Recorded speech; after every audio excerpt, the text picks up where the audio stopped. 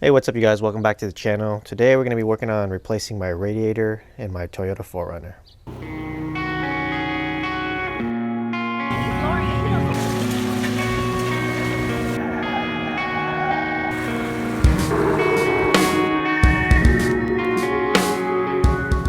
So I've been noticing my radiator is probably due for a change. You can see some of the fluid is kind of seeping out right here. It's been like this for a while actually. And then I've been losing my reservoir fluid. It keeps going dry on me. And also I noticed down here, you can see on the lower radiator hose down there, you can see there's some pink stuff on the end of the hose there where it's connecting to the thermostat housing, and that just tells you that it's leaking there. This fluid that I'm using is the super long life Toyota fluid, and when it starts to leak, it starts to show like pink residue around the hose. And if you actually look at the upper radiator hose, you'll see there's no pink stuff. It means that it's not leaking. But we're gonna go ahead and replace the upper hose and the lower hose and the radiator itself. All right guys, these are some of the tools we're gonna be using. We got a ratchet, we got 10 millimeters, 12 millimeters, got an extension to get to those bolts, and we've got some pliers to help us take off the hoses. And then here we've got some pliers to kind of clamp off the transmission lines. And then we've got a spill-free funnel kit to bleed the system, and then a bucket to drain all the fluid into. And then these are the tools we're going to be using. You can see here I got new radiator hoses, lower and upper. I got a new radiator cap, and then I also have to replace the reservoir overflow hose because the one that is on there has been cut. And then an OEM Toyota 4Runner radiator, which is just made by Denso. All right, we're going to start on the bottom here. I've already taken off the skid plate. It's just held on by 12 millimeters. And what we're going to do now is drain the radiator. So all we're going to do is slide the bucket under here and turn this petcock, and that'll let the fluid out.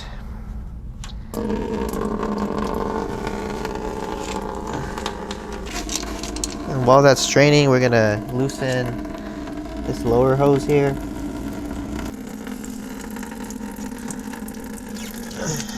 There you go. And loosen the transmission line.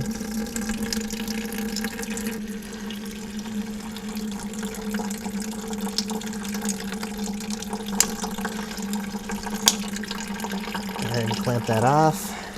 I'm going to go ahead and do the other transmission line.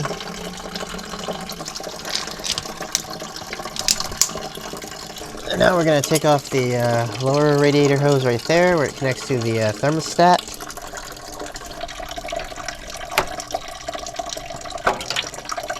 There we go.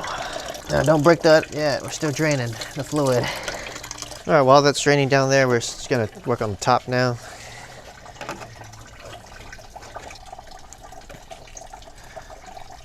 Alright. Now we can go ahead and just take these off.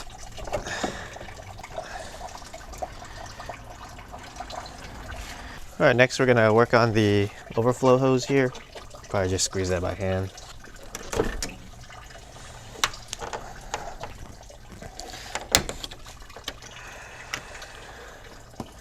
And just move that aside for now. Alright, now we're going to work on the fan shroud. And the fan shroud is just held on by these 10 millimeters back here.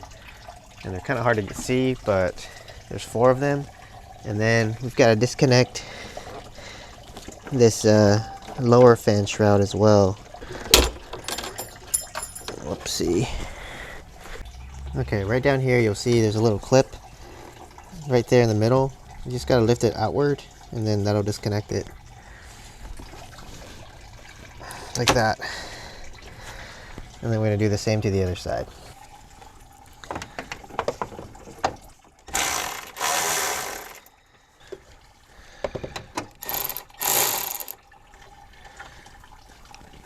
Alright, got all 4 bolts out. We're going to lift this straight up.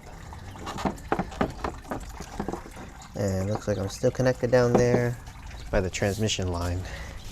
Alright, this clip was still attached to the shroud here, so just went and got a little pick and just poked it down and pulled it out.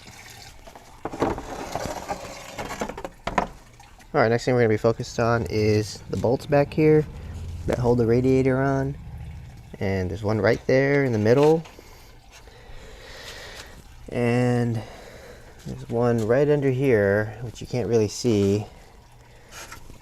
You can probably see it through the grill though, right there.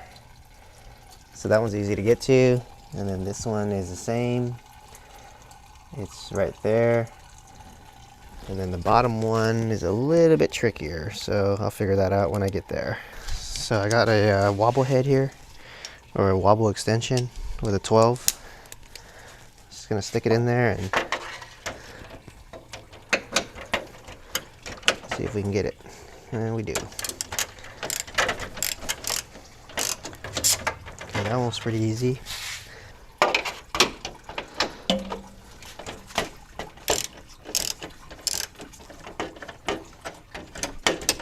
Alright, for this lower boat, you can see here I got a flex head 12 in here, and it's able to fit in there. Ignore all the wires down there, but yeah, should be able to get this one pretty easily too. Alright, for that last bolt, I was able to fit a deep socket 12mm in here and get it out this way. So I'm gonna go ahead and take that off, and then we should be able to take off all the hoses and take the radiator out. Alright guys, I'm gonna go ahead and pull this lower radiator hose off now. It might be tight, but shake it enough it might come off. There we go.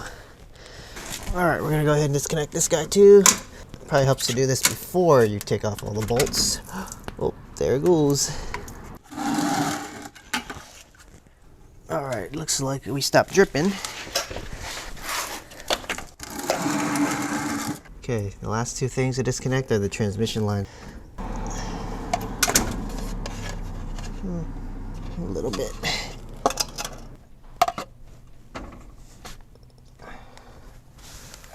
Oh boy.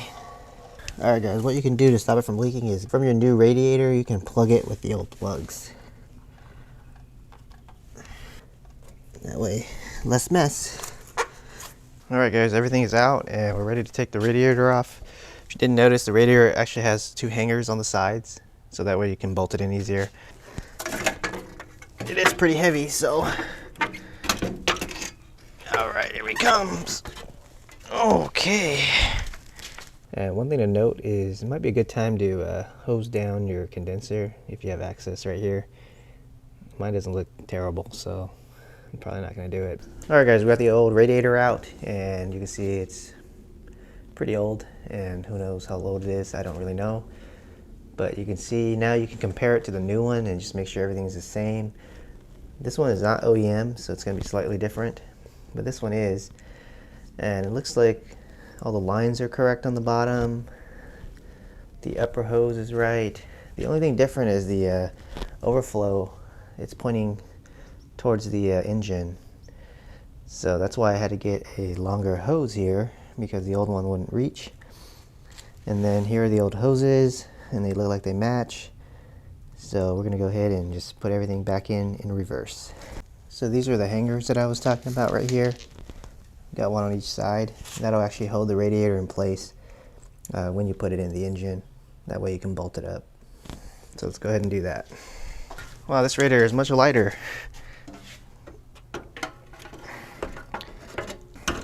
Kind of. Got one hook in. Alright, two hooks in. Alright, assembly is just the reverse. Put all the bolts in. Connect all the hoses, connect the transmission line. This overflow hose here I'm gonna have to replace. And once I get all that buttoned up, I'll show you guys how to bleed all the air out using the spill-free funnel kit.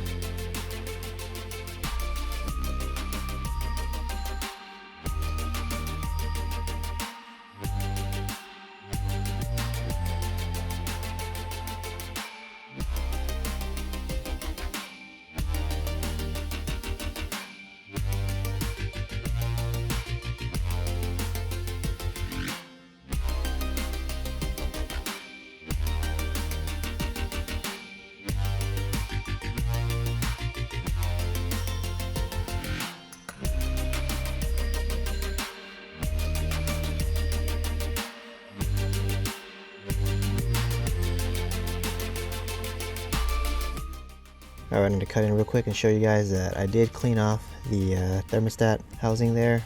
I just used a razor blade. It just scraped off all the old coolant that was leaking on there.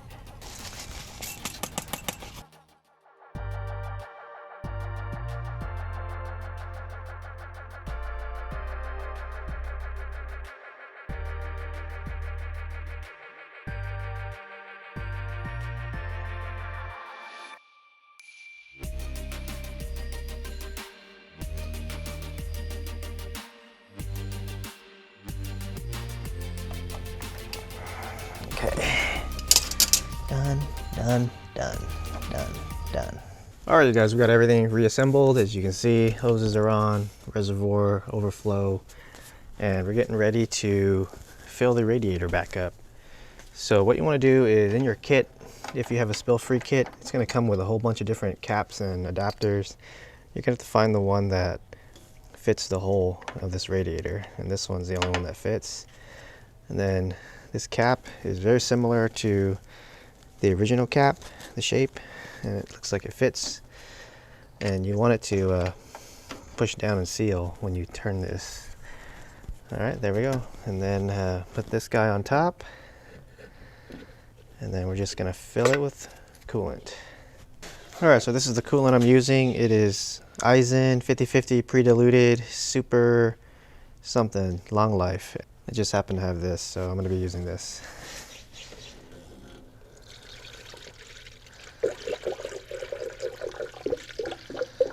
So we're just going to fill it all the way up until it stops going in. And we're going to leave a little bit here and then fire up the engine and wait for the thermostat to open. And I think you need about 2 gallons. We'll find out right now.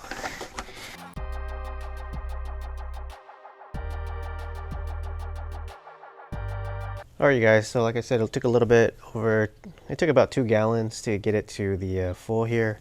Now we're going to start up the engine and wait for the thermostat to kick on and the fan to kick on a couple times to get out any bubbles.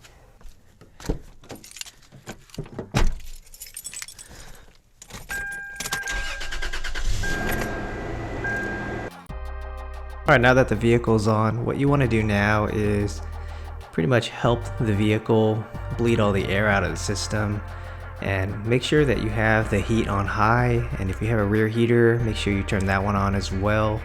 That way all the heater lines are getting filled. And then here you can see I'm kind of squeezing all the hoses on the top as well as the bottom. Just make sure you're a little careful because the belts are running, and you kind of want to rev the engine a little bit so that way the water pump spins a little faster and it helps get some of the air out as well. And just keep doing this for a little bit until that thermostat opens, and you may not know when it's going to open, but just keep running it for about 5 to 10 minutes or so.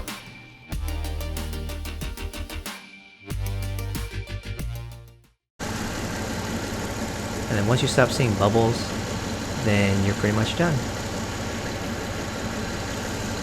Alright, you guys, the job's pretty much all done. All you got to do after that is take the plunger that you have, stick it in here when the fluid is in there still, and then you can pull it out of here. That will keep all the fluid in here. It'll drip a little bit, maybe a tiny bit. And what you want to do is open up your reservoir and then stick it in here, and then take the plunger out, and that'll drain the remaining in there. And then make sure you top it off with some more fluid all the way up to the max line, and then you can put this back on. And then all you got to do now is carefully take this off because the fluid's going to be in there. It's a little hot. It's not pressurized or anything like that. And you can just undo the cap and then put the original radiator cap back on. Or if you bought a new one like I did, put the new one back on. And once you have that new radiator cap on, that should pretty much conclude this job. So if you guys like this video, don't forget to hit that like button down below. It really helps my channel out a lot. And as always, I'll leave all the tools and parts that I use for this job down in the video description, so that way it's easier for you guys to find. And if you guys like videos like this, make sure you guys check out my other videos in my channel. And if you like content like this, don't forget to hit that subscribe button, and I'll see you guys in the next video. Have a nice day.